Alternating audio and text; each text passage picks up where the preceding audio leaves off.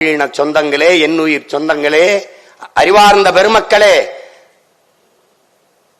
தமிழ் இலக்கிய உலகிலே பக்தி சங்க இலக்கியங்கள் முடிஞ்சிருச்சு. பக்தி இலக்கியம் எல்லாம் முடிந்து விட்டு வறண்டு போய்விட்டது.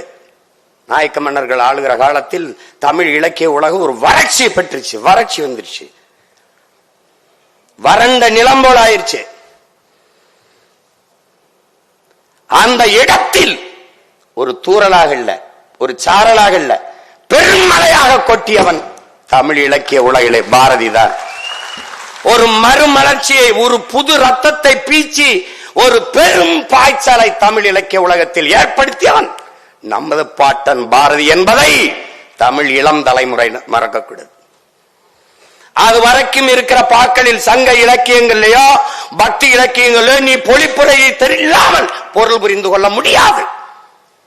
எனக்கும் திருக்குறள் கூட போய் என்னன்னு போய் தெரியணும் என்றால் பசிகான்பானாயினும் செய்யிருக்க சான்றோர் வலித்த வினை அப்படின்னா அது தேடணும். நீ ஒவ்வொன்னுக்கும் அந்த பொருள் பொழிப்புரை தேடிட்டே இருப்ப.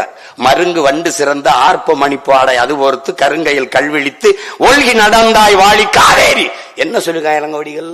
மருங்கு வண்டு சிறந்து, இரு கரையிலும் இருக்கிற மரங்களில் வண்டுகள் ரீங்காரமிட்டு இன்னிசை இசைத்துக் கொண்டிருக்கிறது. ஆர்ப்ப மணிப்பு ஆடை அது பொறுத்து கரைகளில் இருக்கிற மரங்கள் எல்லாம் பூக்களை அப்படியே கொட்டுது நதிக்குள்ள. அது ஆடை போர்த்தின மாதிரி இருக்குது. இப்படிங்கிறது எப்படி பொழிப்புறது? என்ன பொழிப்புரை தேட வேண்டிய நிலையில் இல்லாது புது வடிவத்தை தந்தவன் நம் பாட்டன் பாரதி என்பதை நேரிய பண்ணா மக்களுடைய பேச்சு வழக்கிருக்க மொழியை உரைநடையை கவிதையாக்கியவன் தமிழ் இலக்கிய உலகிலே பாரதி தான். அது கம்பனும் கிடையாது, கபிலனும் கிடையாது, இளங்கோவும் கிடையாது, எவனும் கிடையாது.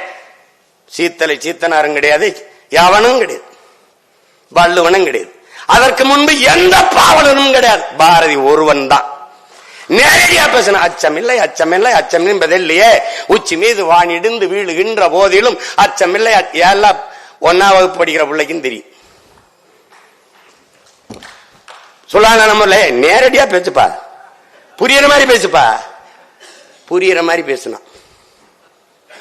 அது தமிழ் புலவனிலே பாரதி தான். அதுக்கு பிறகுதான் பாரதிதாசன், பாவலரேறு பெருஞ்சித்தனான் போன்ற நம் தாத்தங்க. ஆனால் தாய் பாவலன் நம் பாட்டன் பாரதி என்பதை மறந்துவிடக்கூடாது.